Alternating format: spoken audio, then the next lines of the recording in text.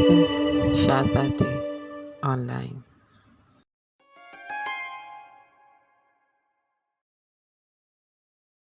بسم اللہ الرحمن الرحیم۔ حضرت علی رضی اللہ تعالیٰ عنہ کے اقوال زریں: بے شک سب سے اچھا مال وہ ہے جس سے آخرت میں ذخیرہ و ثواب اور دنیا میں نیک نامی و تعریف حاصل ہو۔ آپ فرماتے ہیں خالق سے مانگنا سنت ہے، اگر دے دے تو رحمت، نہ دے تو حکمت۔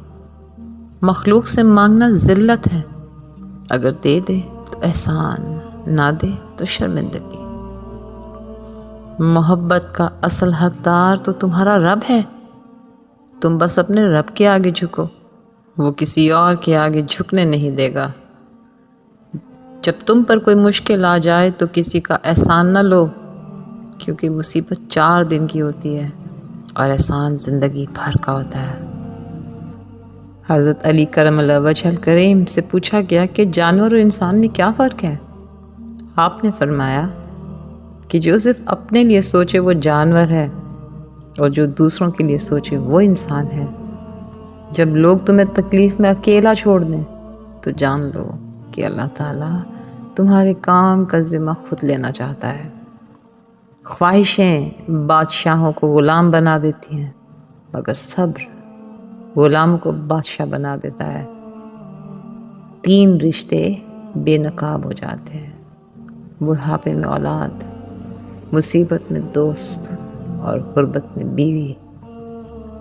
کوئی تمہارا دل دکھائے تو ناراض مت ہونا، کیونکہ قدرت کا قانون ہے، جس درخت کا پھل زیادہ میٹھا ہوتا ہے لوگ پتھر بھی اسی کو مارتے ہیں۔ آخرت کی نعمتوں کی خواہش کرتا ہے، وہ دنیا کے تھوڑے سے مال پر صابر ہو جاتا ہے۔ جو شخص آخرت کے اعمال کے ساتھ دنیا طلب کرتا ہے تو وہ اپنے مطلب سے بہت دور رہتا ہے۔ جو شخص آخرت کے لیے عمل نہیں کرتا تو اپنے دل کی امید میں بھی حاصل نہیں کرتا۔ جو شخص تجھے آخرت کی طرف بلاتا اور اس کے لیے عمل کرنے میں مدد کرتا ہے وہ تیرا مہربان دوست ہے۔ جو شخص دار فانی یا آخرت کا عاشق ہوتا ہے وہ لذات نفسانی سے غافل ہو جاتا ہے۔ جو شخص دنیا دے کر آخرت خرید لیتا ہے وہ دونوں جہان میں فائدہ اٹھاتا ہے، اور جو شخص آخرت بیچ کر دنیا خریدتا ہے وہ دونوں میں خسارہ پاتا ہے۔ خبردار، جو شخص آخرت کے لیے پیدا کیے گئے ہیں وہ دنیا حاصل کر کے اسے کیا کریں گے، اور مال دنیا کو جمع کر کے کیا بنائیں گے کہ عنقریب چھین لیا جائے گا اور اس کا حساب اور وبال باقی رہے گا۔ دنیا چھوڑ کر آخرت کو حاصل کرو، اور ایسا نہ کرو کہ دین چھوڑ کر دنیا کماؤ۔